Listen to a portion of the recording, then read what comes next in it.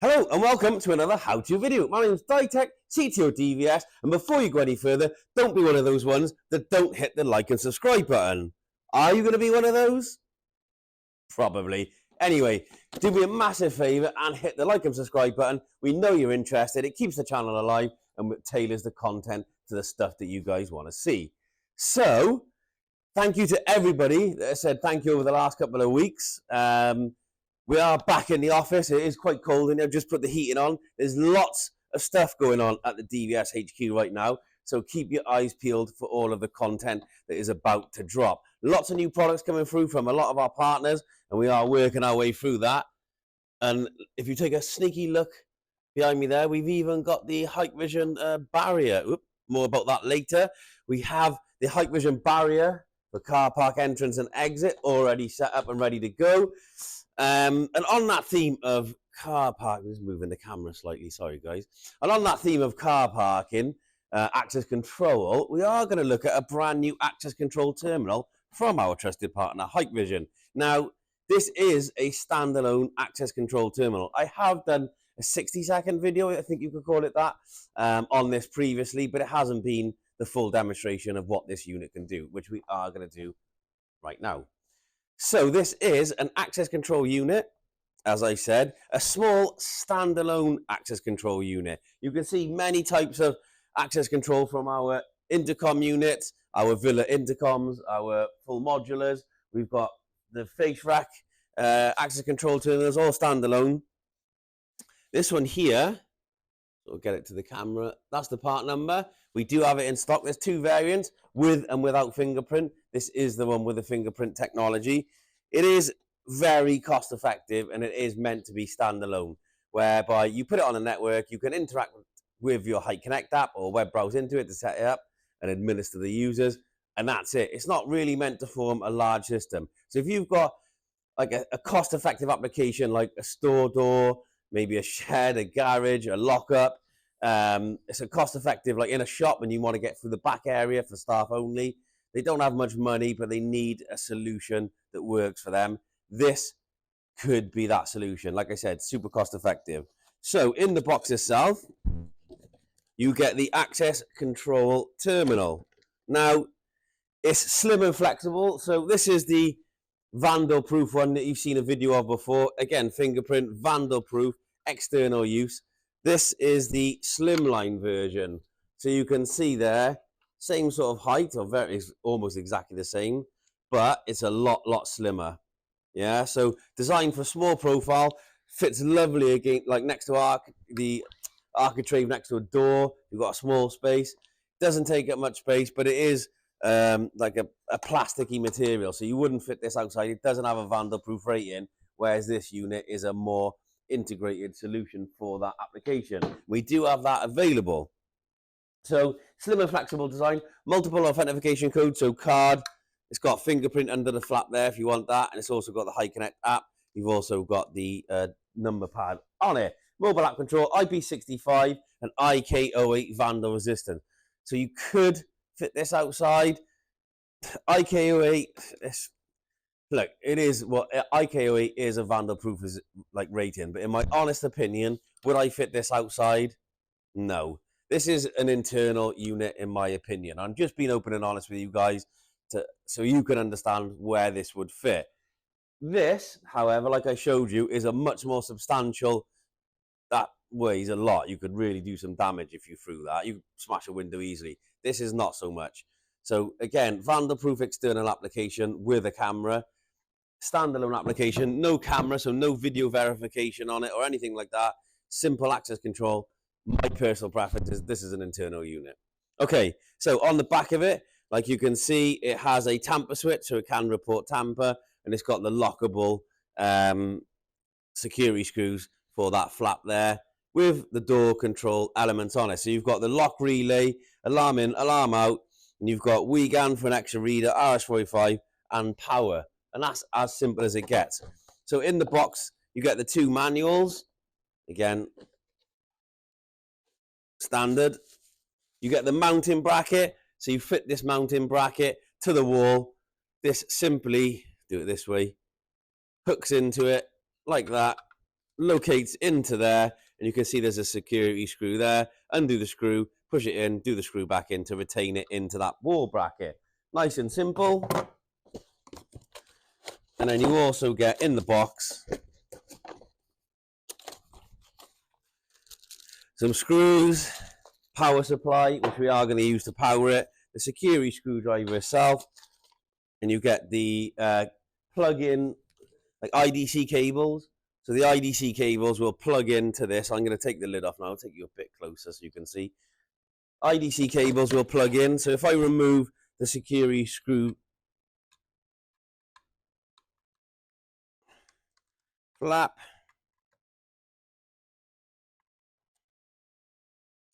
again, we're not going to install it on a door. I'm just trying to get this running so you guys can see the benefit of it. I might install it later on. Under the flap there, you can see where the IDC cables, or that way up, the IDC cables will simply plug into there, and there's the connectors. And then you get the loom to connect your, let's plug them in. This will make sense.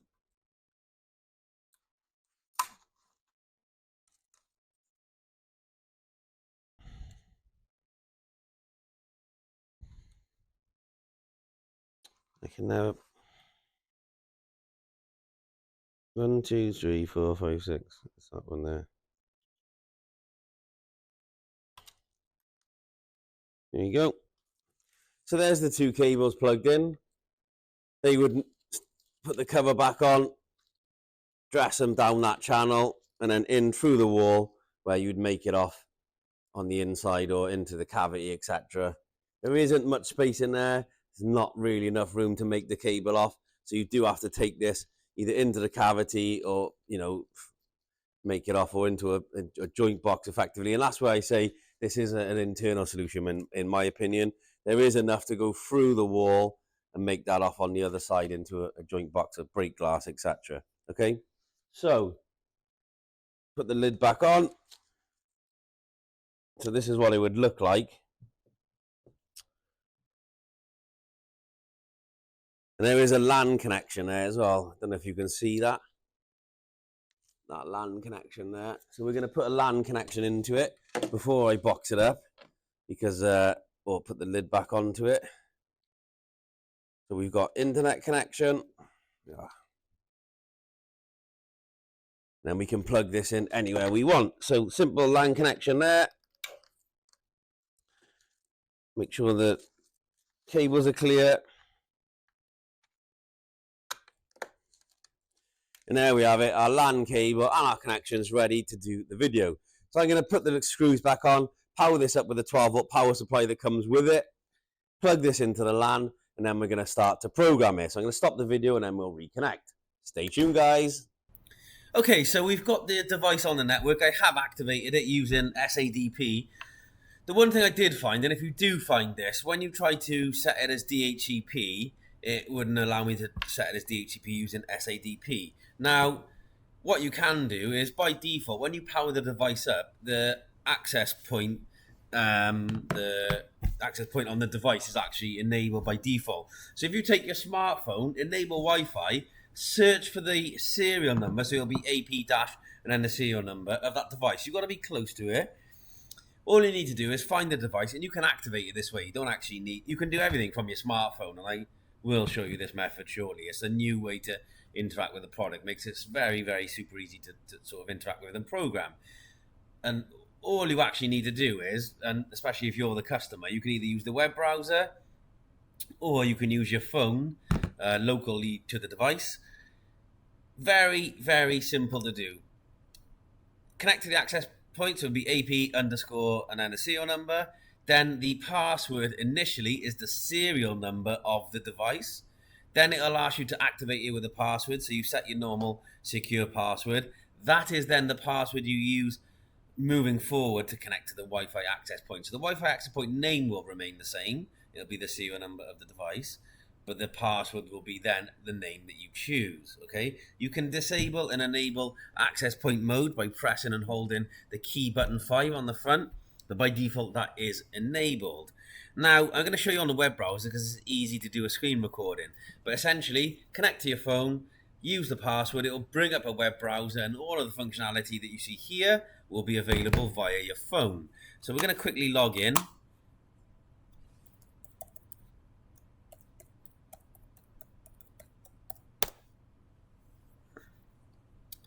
Really straightforward. So you get this new interactive interface. When you use your phone, the interface is much more simplified because on a phone it's at a different aspect ratio. So the GUI is slightly simplified, but it's exactly the same. You can do everything from the GUI on your phone using your smartphone that you can through the web browser. The web browser just presents it in a more professional manner, but it's exactly the same. So you get the logs. So starting from the top, you get all of the logs here, and you can search for the employee ID, name, etc. So going back to the overview, this is such a cost-effective unit. You get everything. So no cards added, no fingerprints. Tells you the wired is connected, Bluetooth, HIK-Connect, wireless network, and ISUP, model name, serial number, and all of the details there. So 3,000 people, 1,000 cards, 3,000 fingerprints, and 100,000 events. That's pretty phenomenal, guys. Let's be honest. So person management, really simple to do. We're going to add a person. So we're going to do it this way. Same on the phone. Add employee ID. I'm just going to call myself 1. Dave. Male. Normal user, visitor, or block list. So I can add a person and block them later on. Long-term effective user, or you can put a validity date there. So from and when, so you don't forget, but I'm going to put long-term user. I'm going to add up to 5 cards. So I've got a card ready. So a standard MyFair 1K Prox card, really standard. So we're going to add a card. And again, you do this through the phone web browser. You need to be near the unit to enroll it. Add card, normal card, patrol card, duress card, super card, or dismiss card. So we're going to go read. Read the card. Okay, the card is in there. I can add up to 5 cards per person. So I could add a duress card, I could add a patrol card. Now I can add a fingerprint. Again, you've got to be near the unit, or the person's got to be near the unit, so you may have to communicate with this. And that's the beauty of using the phone, that you can be near the user with your phone to enroll a user with using the code, card, and fingerprint, okay? So add a fingerprint. So collecting it.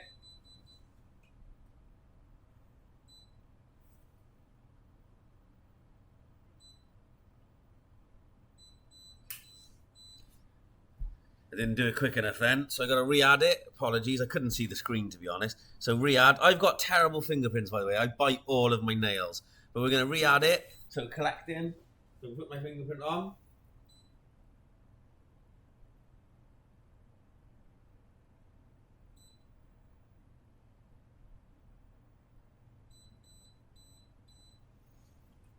I'm going to have to use a different finger, guys.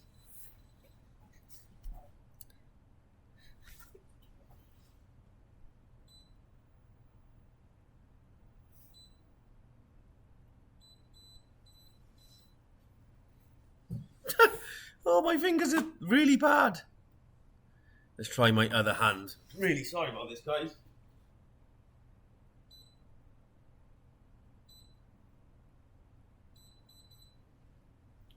There we go. That's how bad these fingers are on this hand, because I've been biting them so much. A lot has gone on recently, and I'm ferociously biting my nails and my skin and my fingers, and apologies. But this hand is not too bad. So I'm going to save that. You've got to do it 3 times like it says on the screen, but it just goes to show, even me, I do get errors, and you've seen it here.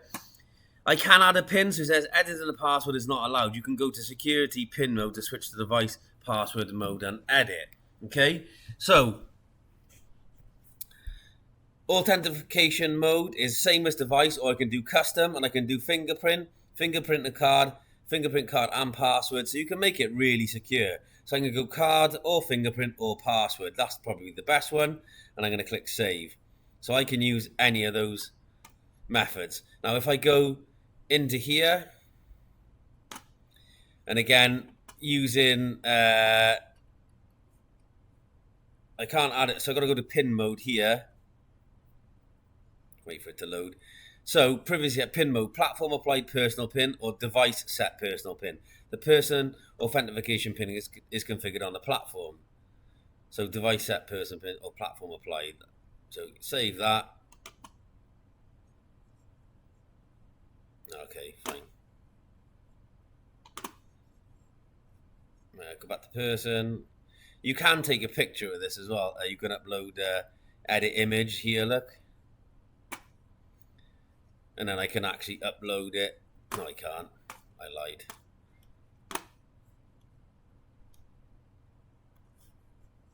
Okay. Ignore me, it's the web browser. So now I can add a pin. So 1, 2, 3, 4, 5. Save. So that's now succeeded. Okay, so, and you can keep on going until you've succeeded to add all of your users. So that's person management, okay? So go back to there, and then you can scroll in it like a list view if you want. Event search, okay, we've just been through that. And again, if I go to overview, it tells me now that one person is added. And then if I go to and add it, so I can use my card. Doors open. I can use my finger.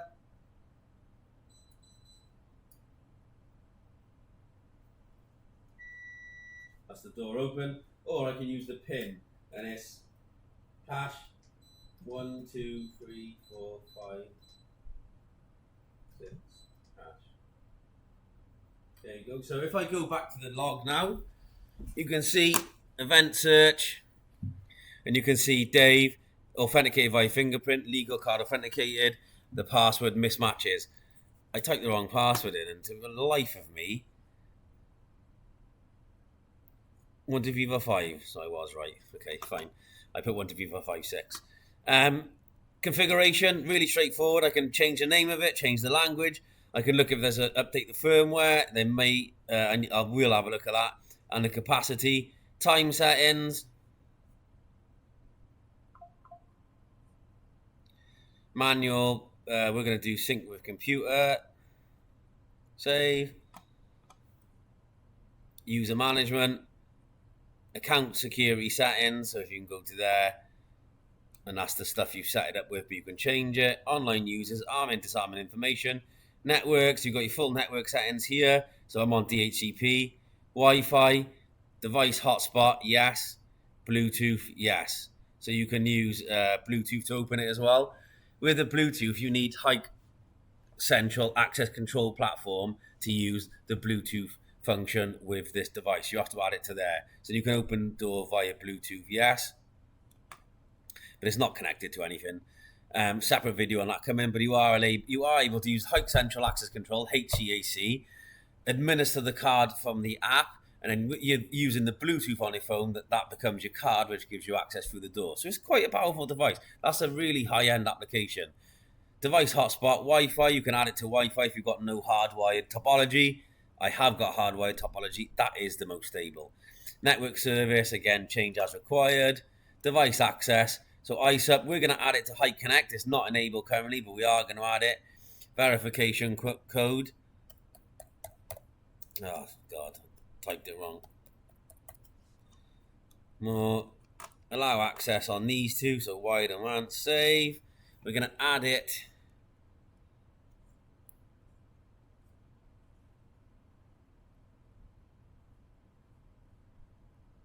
I'm going to add it to this, using that QR code there. You saw I did that. HIK-Connect. Add device, scan QR code. This is how easy it really is, guys. So you're searching for the device there. Add it.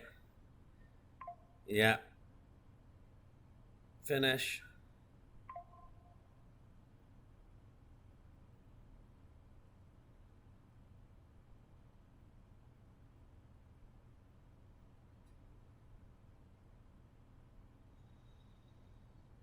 There we go.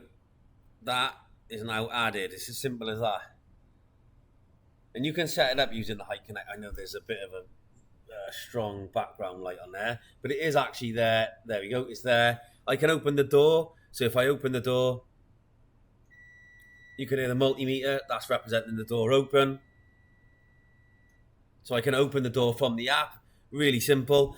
Now, let me just close that down. So that's now added to the app. So then your event detection.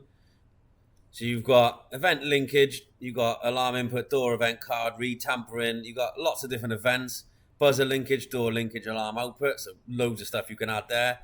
Access control. So authentication terminals. Terminal 1 is the fingerprint. That's the external reader if you want to read in and read out. We're just focusing on the terminal, but you can add the external reader as we've already said. Enable authentication mode, card or fingerprint or password, authentication interval, alarm of maximum inputs, tamper detection, built-in tamper button on the back, card number reversing. So if you put card number reverse in, terminal will reverse the red card number. For privacy, door parameters. So door 1 is DVS demo. Duration 5 seconds, but you could make that like 8 seconds or 10 seconds. Door open timeout 30 seconds. You need a contact wide into it, so it is a full access control unit. Sensor type, exit button, extended, alarm, duration, dress code, super password, dismiss code, RS485 for the reader, WeGAN if you're using a WeGAN reader, and terminal parameters. Working mode is access control mode. Card settings, all of those are enabled. Card authentication settings. There's a lot you can mess around with on here, guys. Security. So privacy. Delete old events periodically. Delete old events by specified time or overwrite the events. Like I said, the PIN mode. You can set it device set and personal PIN or platform applied personal PIN, which is issued directly from the platform it's connected to. And then smart. You can change the fingerprint acceptor. So FAR is false alarm rate. So you can change the sensitivity of the fingerprint module that's built into it. Pretty straightforward. And then maintenance and security, there is effectively a reboot. So you can reboot it, upgrade it, backup and reset, device debugging. Currently no version is new version is available. Device debugging. And then for security, you've got compatible mode or certificate management. So it is really straightforward. Okay, so I'm just going to try the pin again. To use the pin, there is a bit of paper that comes with this. I know I joked about this before, but the paperwork is there. It shows you how to connect the lock up.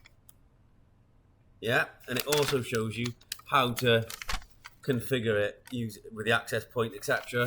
So for the pin, it's hash pin hash to enter. So if I do hash 1, 2, 3, 4, 5 hash. And that's the door open again. The multimeter just timed out. Very, very straightforward. That is literally it. So for a really, I'm not going to say the price on here, you'd be amazed at how cost effective that device is. So Wi-Fi, Bluetooth if you're using HIK access control, access point to control it and add it and configure it directly from your phone. So ease of use for the customer. Internal, self-contained device, loads of users, fingerprint card or passcode if you want, or a combination of all, so you can add different security levels. Guys, it's a no-brainer, this unit, for especially for a single door. And again, all you need to do then, if you want to use the HIK-Connect app, I will show you that sort of side briefly. So I'll disconnect off this video and then we'll reconnect, just share the screen on my phone to finish this off. So stay tuned for the very last update. Okay, so we're just in the HIK-Connect app. Very simple. Just add it like I showed you on the video. You can open the door. I've got a multimeter connected which simulates the door open effect like you heard in the video. So by pressing open the door directly from the HIK-Connect app, I can already open the door if I need to. There's a settings button top right hand corner, so I can press that. I can change the remaining door open service, authorization service. It's linked to my HIK Partner Pro, that's why it's there. Face ID authentication is for the app. Wired connection, because that's how it's connected, but it'll tell you if it's Wi-Fi or access point, and then configure the network from the app should I need to. So I can go to configure network, And then I don't want to do that. No. So I'd have to initialize the device there using the access point. So it's very simple to do. Like I said, open the door, nice and simple. It's also got a log in there. If you go into it, it shows you the log, so door open, etc. There's also a doorbell icon on the front of the unit. So if somebody doesn't have a way to get through, you can simply press the doorbell, and that can be linked to an event that could run in Hike Central. Comes through as an event on the app. You can't answer the phone to open the door, but it does work as an event, if that makes sense. And also you can make it ring a doorbell internally via an output, which could sound to then draw your attention to go and answer the door. So if I press the bell icon, if I refresh this, go back into it, doorbell rang. So you can see the top event is the doorbell rang. So that shows you the event from the unit itself. Very, very simple to interact with. If you do want to connect to it from a access point perspective, you simply go to access point. Now the access point, this is 3459. So if I go to access point 3459, so it's turned off now. To enable it, I press and hold the 5 key on the unit, so the number 5, which will enable access point. There we go. So just wait for this to catch up.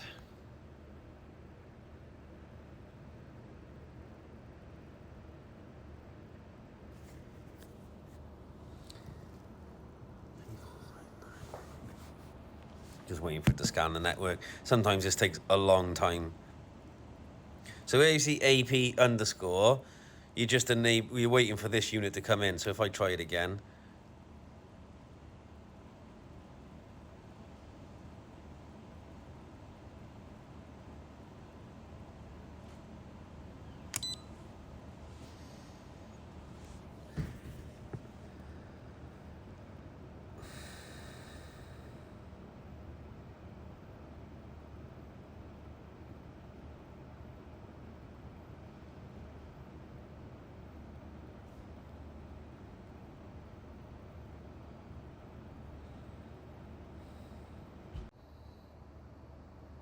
Okay, so you have to press and hold the 5 key for over 10 seconds. The unit will make a beeping noise, the green LED starts flashing, give it a minute, and then the access point is back online again. You can see there it says AP underscore 3459, which is the serial number of the device we're connecting to. So I simply select that. You've got to be within standing distance of this though, guys.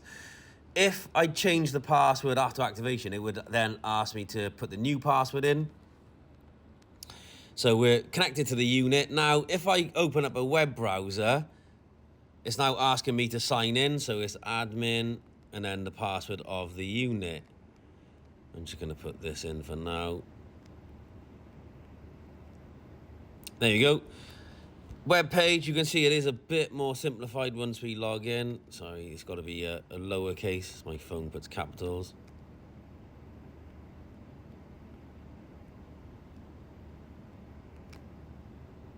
Again, simplified interface, but the user, the customer, can do this themselves via their phone interface with no other equipment. So it doesn't even have to be on the network. Even if you just power this unit locally with no network connection, you can still achieve an access control system using the phone as the interface to the system. So person management, again, you can add people, very simple to do, straight off, very simplified interface, but you get it, yeah. Smart, so you've got fingerprint parameters, and you can change the FAR, the false alarm rate. Authentication settings, so you've got the different settings like we showed you on the web browser. A little bit more simplified. Door parameters, so you can change all of the parameters there. And again, if I wanted to say 10 seconds and then save. You go.